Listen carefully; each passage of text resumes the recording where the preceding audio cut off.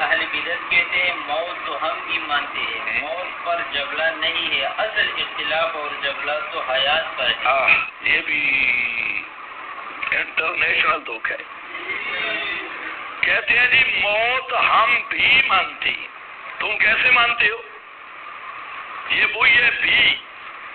قادیانی کہتے ہیں ختم نبوت تو میں بھی مانتا ہوں، لیکن ختم نبوت کا معنی بگڑتے۔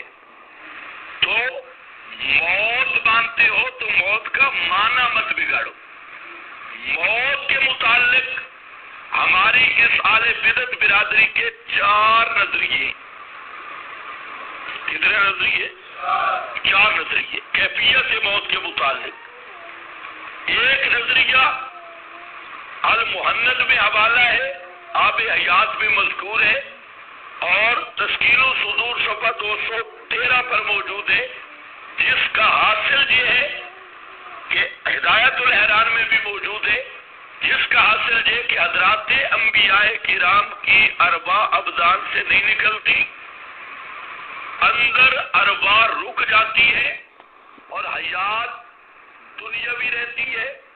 انبیاء کی موت سے حیات منقطع نہیں ہوتی، وہی مسلسل دنیاوی حیات پہلے کی طرح باقی رہتی ہے، اس میں کوئی تغیر نہیں ہوتا، تبدل نہیں ہوتا کہ وہ برزخی بن جائے۔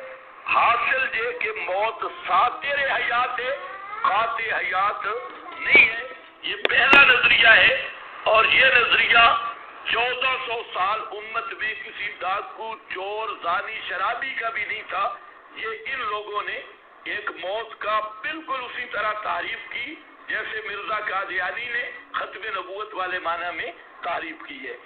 اور دوسرا نظریہ جو ہے، اچھا پھر ہدایت الحیران مفتی عبدالشکور ترمذی صاحب، اس کی بھی ذرا عبارت سنو۔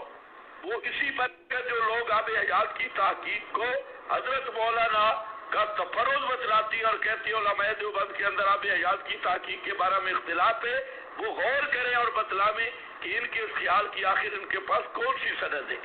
تو مفتی عبدالشکور صاحب کہہ رہے ہیں کہ یہ جو نظریہ آب حیات والا ہے کہ ارواح نکلتی نہیں، حبس ہوتی ہے، حیات بدستور دنیاوی علل اتصال والاستمرار چلی آئی ہے اور موت ساتر حیات قاطع حیات نہیں، اس پہ علماء دیوبند کا اجماع ہے۔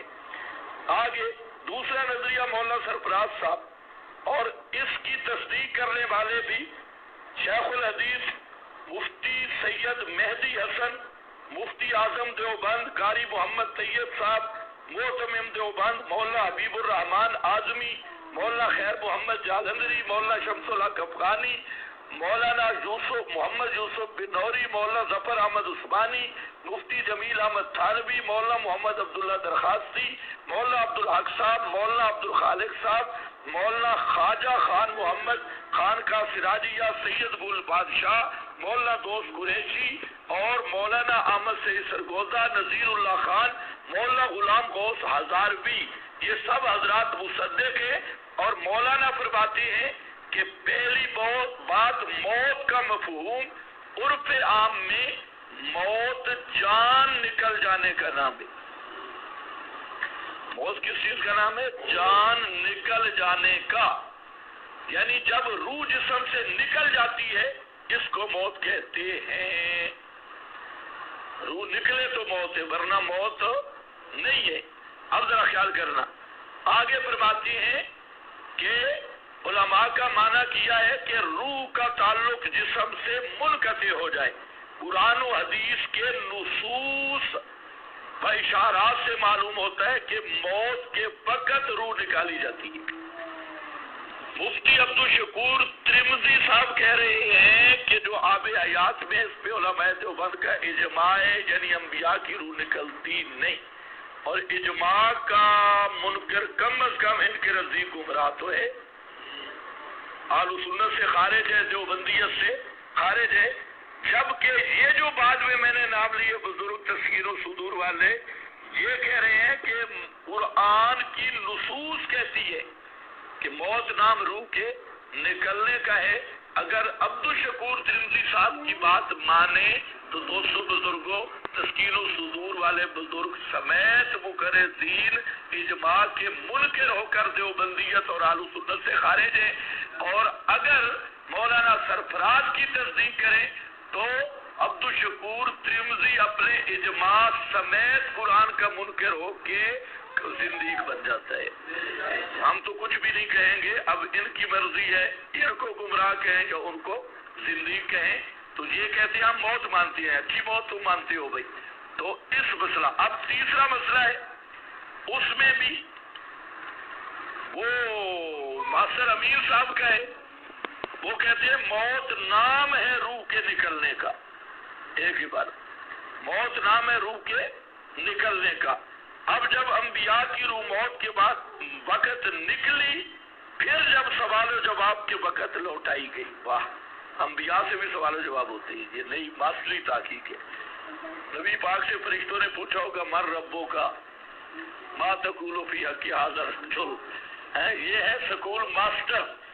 تو خیر، موت کا یہ معنی کرتا ہے، اور پھر لکھتا ہے کہ اب یہاں پہلے ایک یہ بات بھی سمجھ لیں کہ سیدنا فاروق اعظم نے یہ کیوں فرمایا واللہ ما مات رسول اللہ، کہ اللہ کی قسم رسول اللہ فوت نہیں ہوئے، حالانکہ اس سے پہلے حضرت عمر نے اس شخص کے بارے میں یہ نہیں فرمایا تھا کہ فوت ہو چکا ہو، فوت نہیں ہوا، لیکن حضور کے بارے میں فرما رہے تھے کہ فوت نہیں ہوا، کیونکہ فاروق اعظم کی نظر آپ کے قلم مبارک کی طرف تھی اور ان کو قلم میں حیات کے آثار محسوس ہو رہے تھے۔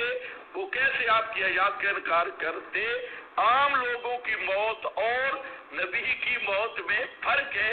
جیسے عام لوگوں کی نیند، حضرت نانوتوی کی عبارت کا خلاصہ یہ ہے جب موت طاری ہوئی تو حیات کہیں گئی نہیں، آپ کی موت ساتر حیات تھی، اب موت کیا ہے؟ یہ تذکیر النفس کیا ہے۔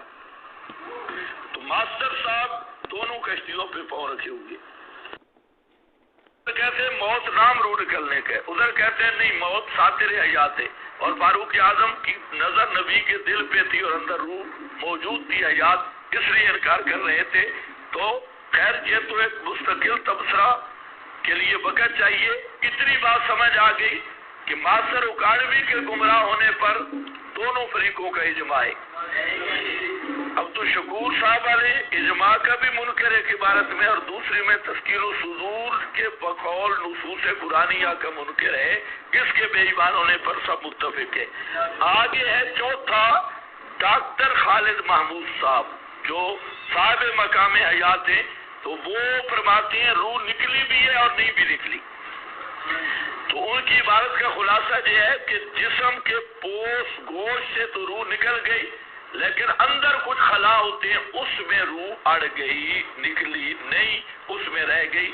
تو یہ تطبیق دی ہے حضرت صاحب نے، خالد محمود صاحب نے، اور ان کی عبارت بھی خطبات خالد صفحہ نمبر 277 جلد 1 پہ دیکھ لینا، مفصل موجود ہے۔ تو حاصل یہ کہ اصل جھگڑے ہی موت میں ہے، پہلے موت متعین کرو، اور موت کا معنی متعین ہو جائے گا تو انشاءاللہ حیات کا بھی ہو جائے گا۔ تو جب اب تک تمہارے موت کے متعلق 4 نظریے گردش کر رہے ہیں، تو سب اصل جھگڑا شروع یہاں سے ہوا۔ حضرت قاضی شمس الدین صاحب رحمہ اللہ نے اپنی کتابوں میں اس بات پر صراحتاً لکھا کہ اختلاف کی بنیادی موت ہے، یہ لوگوں کو غلط فہمی ہوئی حیات والی۔ حیات کا مسئلہ تو بعد میں ہے، سب سے پہلے جھگڑا کس سے ہے؟ موت سے۔ القول الجلی میں حضرت قاضی صاحب نے اس پہ بہترین بات لکھی ہے۔ جی